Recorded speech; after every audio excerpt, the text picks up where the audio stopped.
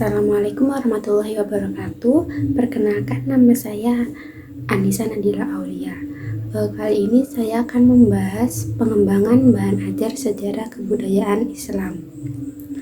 Video ini dibuat untuk memenuhi tugas UAS mata kuliah pengembangan bahan ajar sejarah kebudayaan Islam. Nah, sebelumnya kita perlu mengetahui dulu arti dari bahan ajar tersebut. Bahan ajar merupakan seperangkat bahan berisikan materi pembelajaran yang dirancang untuk mencapai tujuan pembelajaran. Namun terkadang peserta didik itu merasa bosan ketika pendidik itu menggunakan bahan ajar yang itu saja. Nah, sehingga pendidik itu harus mencari cara dalam mengembangkan bahan ajar tersebut. Bahan ajar itu perlu dikembangkan agar peserta didik itu mencapai tujuan pembelajaran. Lalu, apa pengertian dari pengembangan bahan ajar? Nah, pengembangan bahan ajar merupakan suatu proses pemilihan, melengkapi, dan sistematis suatu bahan ajar yang nantinya digunakan peserta didik dalam proses pembelajaran. Kemudian berikutnya kita akan membahas mengenai karakteristik dari pengembangan bahan ajar. Yang pertama yaitu konsistensi. Maksudnya itu komponen-komponen yang terkait dalam pengembangan bahan ajar tersebut harus konsisten baik secara konsep maupun materi. Konsistensi ini seperti ketika pengembangan bahan ajar itu berjenis printout yang berbentuk handout atau modul. Nah, maka isi dari materi di dalam bahan ajar tersebut harus konsisten. Jika membahas permasalahan pendidikan Islam, maka pembahasannya harus tentang pendidikan Islam juga. Kemudian yang kedua yaitu memiliki daya tarik. Selain isi dan materi yang harus konsisten, karakteristik lain dari pengembangan bahan ajar ialah memiliki daya tarik. Hal ini mengingat potensi yang dimiliki peserta didik itu membutuhkan pengembangan, dan pengembangan tersebut membutuhkan sesuatu yang menarik. Nah, maka dari itu yang harus dilakukan pendidik agar peserta didik memiliki motivasi untuk terus belajar dan semangat belajar, diperlukan suatu adanya daya tarik. Kemudian yang terakhir yaitu sistematis. Sistematika dalam pengembangan bahan ajar ini sangat diperlukan karena dapat mempermudah peserta didik dalam memilih materi atau submateri yang ingin dipelajari.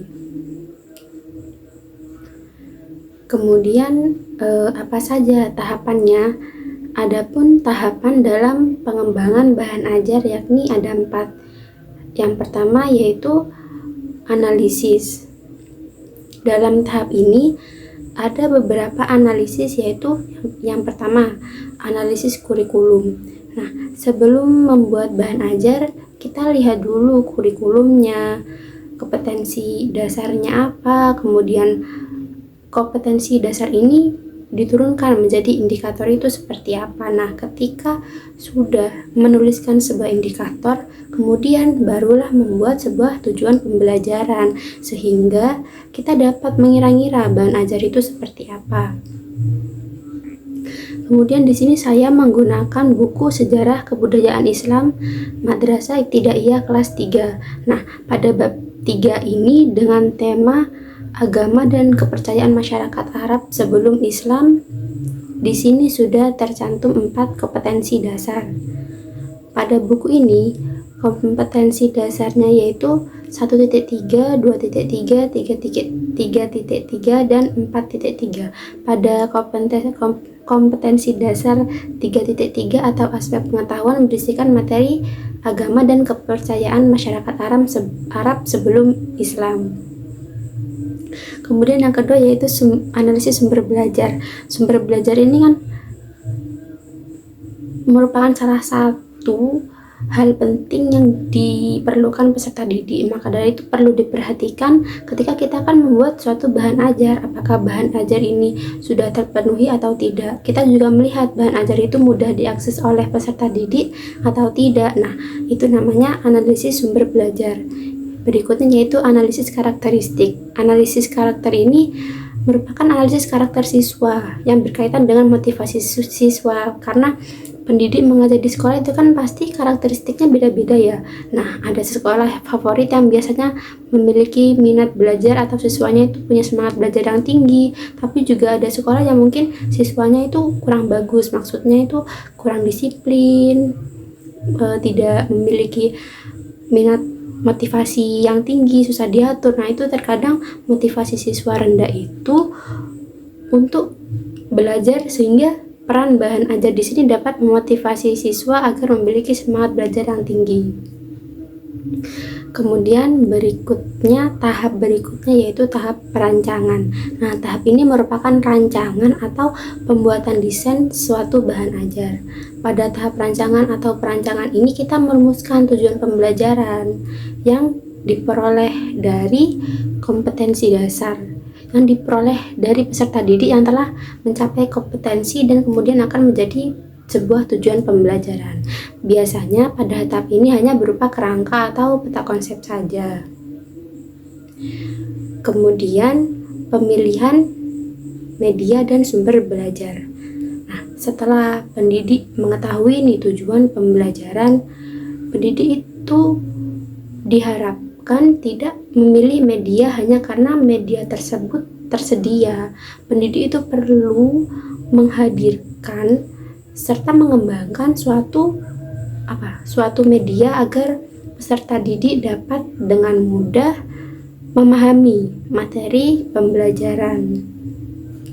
Kemudian berikutnya yaitu pemilihan strategi.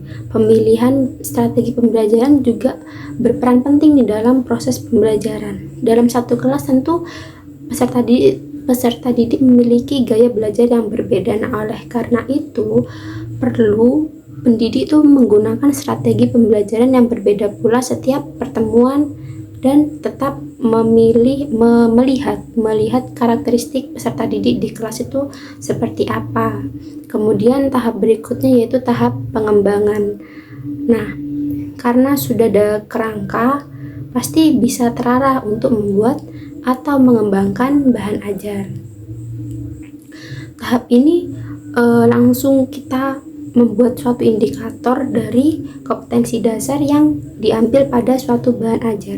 Indikator yang kemudian dapat menjadi sebuah tujuan pembelajaran selanjutnya. Kita juga perlu mengembangkan media pembelajarannya. Walaupun menggunakan media cetak, pendidik juga dapat memberi sebuah ilustrasi atau gambar pada salah satu materi yang diharapkan agar peserta didik itu bisa dengan mudah memahami materi tersebut. Kemudian berikutnya yaitu tahap evaluasi dan revisi. Nah, evaluasi ini bisa dilakukan dengan cara memberikan bahan ajar yang sudah kita buat tadi kepada para ahli. Tergantung kita itu memilih berapa ahli yang ingin dimintai sebuah evaluasi. Evaluasi ini dimaksudkan untuk mengetahui apakah implementasi dari pembelajaran dengan bahan yang sudah kita buat tersebut sudah dilaksanakan sesuai dengan desain pengembangannya atau belum gitu. Setelah mendapat masukan dari ahli tersebut, kita merevisi bahan ajar ini yang selanjutnya diuji cobakan kembali kepada kelompok kecil terlebih dahulu. Revisi ini dilakukan berdasarkan komentar dari para ahli tadi.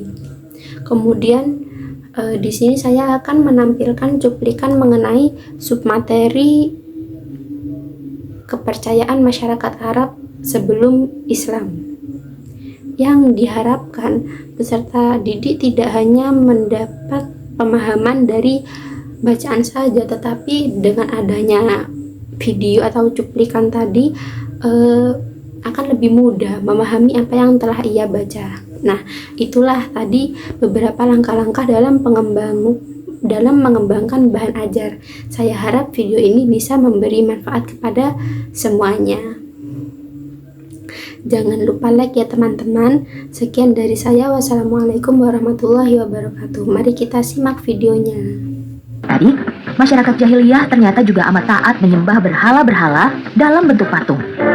Mereka tidak segan-segan mengorbankan binatang ternaknya. Bahkan terkadang mereka tega mengorbankan anak-anaknya sendiri demi keridhaan berhala. Meminum arak dan berjudi juga salah satu kegemaran bangsa Arab jahiliyah.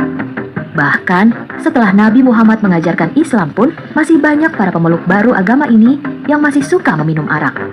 Maka dari itu, turunlah perintah Allah Subhanahu wa Ta'ala yang berangsur-angsur mengharamkan orang meminum minuman keras.